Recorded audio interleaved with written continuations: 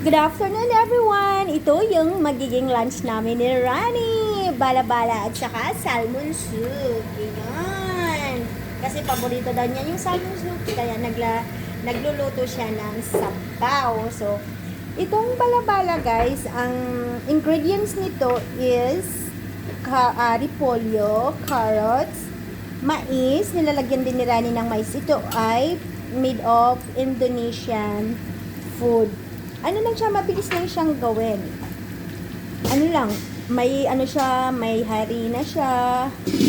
Tapos, nag-slice lang si Rani ng carrots, cabbage, at saka corn. Tapos, imimix mo lang siya, lalagyan mo lang siya ng tubig, napakadaling gawin at masustansya din at the same time because may mga gulay siya. O, diba? Si Rani na talaga. Thank you, Ran, for sharing. Sa totoo lang, doon sa Pilipinas, ginawa ko to but ginawa ko siyang parang fishball. Ginawa ko siyang balls, tapos binenta ko. Patok siya sa mga bata. Kaso lang, sobrang gasto sa ketchup. So, yon. Ayan, malapit na to siyang maluto. So, guys, masarap talaga to. At isa ito sa pinakapaboritong pagkain ni Rani, mabilis niyang lutuin. Yon. Tapos, ilalagay lang niya ng ketchup. So, yon. Tsaka yan. Wow! Yan yung paborito ni Rani. Dati-rati, bumili siya ng ulo ng salmon. Tapos ngayon, ito yung binili niya. Yun, guys. So, yan.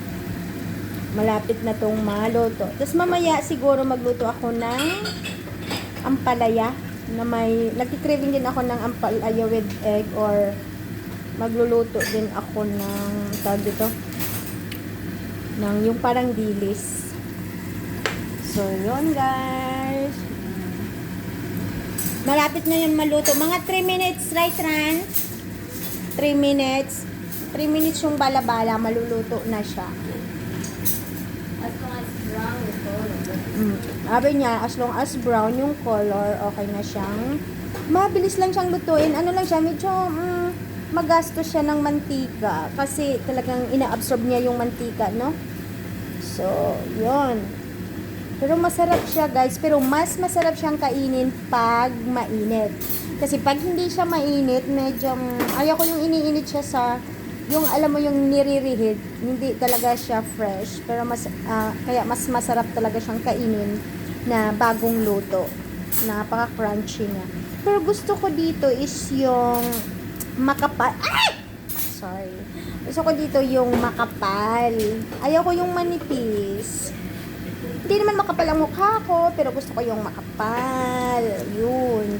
Lagi kong sinasabi ni Rani, can you please make me, very thick, this one. Tapos yun. Hindi ko alam kung ginawan ako ni Rani. Hindi ata. Pero okay lang yan. Hindi naman ako masyadong. Bye guys! Thank you! Thank you, Slan! Yummer!